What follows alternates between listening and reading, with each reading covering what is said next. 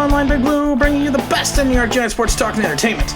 Oh, we got a lot of news to cover this evening. We got some interesting topics from Dave Gettleman's contract, to Dave Gettleman's press conference, to the Deandre Baker story, to Joe Judge still tinkering with the roster. Let's get into quickly Deandre Baker. There is talk that Deandre is going to be waived sometime this week, and I could see that. I mean, we're going to save $970,000 if we waive him. He's not gonna play for the Giants anymore. So this is another one of those things that is news but not news. Hopefully we will officially be rid of Deandre Baker, so we can no longer have to talk about this story. And like I said, do I blame Dave Gettleman for the Deandre Baker fiasco? No.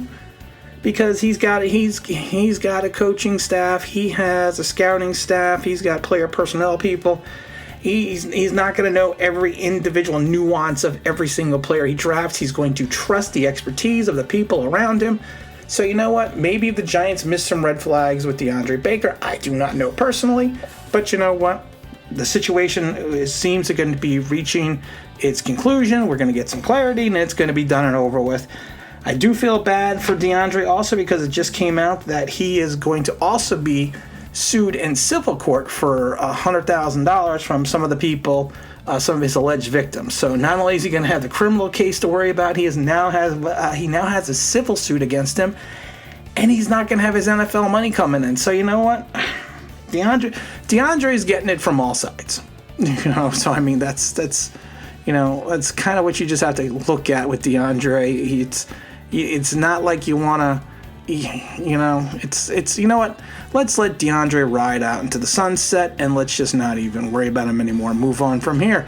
Dave Gettleman had his press conference today, and he had one of the lines of the year probably for the New York Giants, or as he likes to call them now, the Fighting Joe Judges. I hope that is apropos. I hope that is going to be the case. Only because of the fact that, like I said, I have a feeling we are going to start off the season slow, and that's just because we do have a tough schedule. So hopefully the Fighting Joe Judges by week 6 and 7 will not be the disgruntled Joe Judges. So, but like I said, it was a very interesting quote. Another thing Gettleman talked about briefly is he talked about a couple things. He talked about right now he is comfortable and confident with him right now, and that is referring to Daniel Jones. He is going to be a fine NFL quarterback, and he showed real excitement when discussing his regular season. And Gettleman did mention about the fumbling issues, and he says he doesn't want that overshadowing the season where Daniel Jones did no other rookie things and did no other things that any other NFL rookie has done before. I don't believe that. I mean, there have been rookies that have had better seasons than Daniel Jones' season. I did find it interesting that Dave Gettleman said he's going to be a fine NFL quarterback. I would want my general manager for the guy that he went and but the guy that he went and got because he thought it was his guy. I would rather him say, he's going to be an all-pro quarterback. He's going to be a Super Bowl quarterback. He's going to lead the Giants to the playoffs. He's going to do this. He's going to do that. I didn't really want to just hear him say he's going to be a fine NFL quarterback.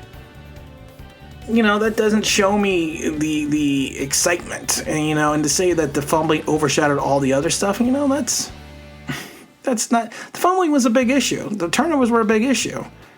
Gettleman also touched on Aldrich Rojas and Deandre Baker. And he basically said there was nothing in Aldrich's background, nothing in DeAndre's background that would suggest that these things would happen. It's disappointing. You know what? I don't blame him for these things. I do blame him for the lack of clarity in revolving the situation itself. He did not step up and just make decisions. And I understand it's a legal process, and I get that.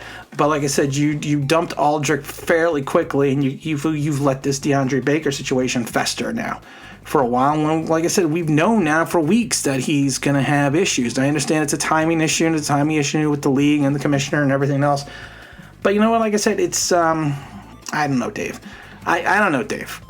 That's all I'm going to say about that. I don't know, Dave. He also touched on the offensive line. He basically said it's, this is the closest thing we've been to obtaining an offensive line that he envisioned that he would want to have as a team. He's confident the Giants have the right guys on the offensive line, which I find funny because we just signed John Jalapeno. So it's more. I love these press conferences because it's always, it's always general manager double talk. That's like when people love Joe Judge's press conference. Joe Judge, if you ever listen to his press conference, he really doesn't say anything, which is what the perfect coach should do. He should give you information, but not give you information at the same time. So, the only problem with Dave Gettleman is Dave Gettleman's got a track record and Joe Judge doesn't. So Dave Gettleman should probably say a little bit more. And Judge, he doesn't have anything really to comment on because he doesn't have a legacy beyond his career as as an assistant. So, but I would hope that Gettleman would give us more substantial answers, but we're not going to get them, so I'm not going to lie about that. Gettleman also touched on Logan Ryan. He says basically, of course, it's a huge addition. He expects Ryan to play well and well above 75 to 80% of the plays on defensive snaps. I could see that. I think he is going to fill in the free safety spot. He talked about how he's going to basically replace Xavier McKinney. So, that was nothing as well. Then he also talked about his future in New York. He took over in 2018. Of course, New York has gone 9-23 over those 2 seasons, but Gettleman is hopeful that the team is going in the right direction. He also cited, he also basically said, the team has one heck of a running back, and there's reason to have optimism on both sides of the line, both the defense, the offense and the defense. It's it's a typical Gettleman news conference. It's nothing that's like, it's nothing I'm sitting there going, wow, okay, yeah, that's really cool. He said a lot of good things. You're not going to get anything out of these things. You never do. It's just for them to get in front of the press, to give the state of the team, and that's it. I don't outside of like Parcells and maybe Belichick, but Parcells to more of the point, Parcells will tell you like it is. We're not going to we're not getting press conferences like that anymore. I used to love listening on the fan to Parcells' press conferences and stuff. So, but you know what? We're not going to get that. It is what it is. So, Giants also made another roster move today. They added we added Carson Tinker. He's actually formerly of the Jacksonville Jaguars. He's a long snapper. So I'm not sure what's going on with that. They also released the tight end John. He was a rookie tight end. Tinker, he didn't play in the. You know what? He didn't play in the NFL in 17 or 19. He tore his right ACL in a non-contact drill early in training camp and spent the season on the injury reserve. He did play for 5 games in 18, but was injured in the same knee. Put him back on the IR. And last year he was released by Jacksonville on March 8th. Yeah, March 8th, and he spent the season out of football. So we signed another long snapper. I don't know. I just find it interesting that it's, we're going through these guys it's funny because I am not going to do a 53-man roster prediction. I've said this in a couple videos before, only because of the fact that honestly the 53-man roster, even after we do our final cutdowns, is not even going to be set.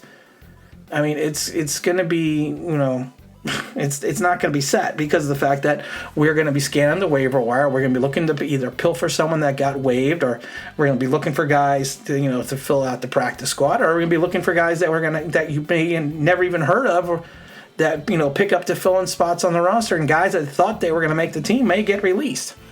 So honestly, there's no way, or there should be really no way to like I said, I'm not going to give any type of prediction on the 53-man roster until the Giants make. I'm not even going to do I'm not even going to do predictions on the 53-man roster because I honestly think it's an exercise in futility, because you could have a 53-man roster and 6 guys can get cut the next day because we picked up 6 new guys. We've seen it a million times before. People get pumped and excited about a guy and then turn around and go, oh, well, he was cut because they picked up this guy off the waivers after the Packers cut this one guy. So you know what? It doesn't make it. We will do a roster breakdown when we get a little bit, after everything gets settled down, the smoke clears. But beyond that, I'm not seeing a need to do a recap of the roster. So you could see it now between signing John Jalapeno and Tinker and everything else. The roster is going to be fluid until after, probably a couple days after the 5th. And then once we see who's been cut, who's been waived, who we can pick up, who we can move to the practice squad, then we can have a better understanding of who we're going to have in the roster. I'm still massively concerned about the edge position. I know a lot of people are pumped for Lorenzo Carter because what he did in the scrimmage, that is a scrimmage. Yeah, he looked like a beast, but you know what? A lot of times with Lorenzo Carter, he looks like Tarzan, plays like Jane. We've said that a million times, and he's a great guy. He comes from a big time program. He plays multiple instruments. He's just an interesting guy, but I don't think he's got that killer instinct. I don't, But like I said, that's just me. So you never know. I mean, he could be turning on the switch this year and prove me 100% totally wrong, and I'd be 100% perfectly happy with that. He'd get 9.5 sacks and wreak havoc in the backfield. I think that would be phenomenal, but I'm just not seeing it. I am more excited about O'Shane Ximines and a couple of the people than I am with Lorenzo Carter because I'm not going to take stock in a scrimmage. But, we have to wait and just see what happens. And like I said, the roster, it's a fluid situation. We got to kind of move from there. And that's the best we can do. And again, this is Tim with Online Big Blue, bringing you the best of New York Giants sports talk and entertainment. And as always, if you could subscribe, if you could ring that bell, I think you know what that means. That'd be awesome.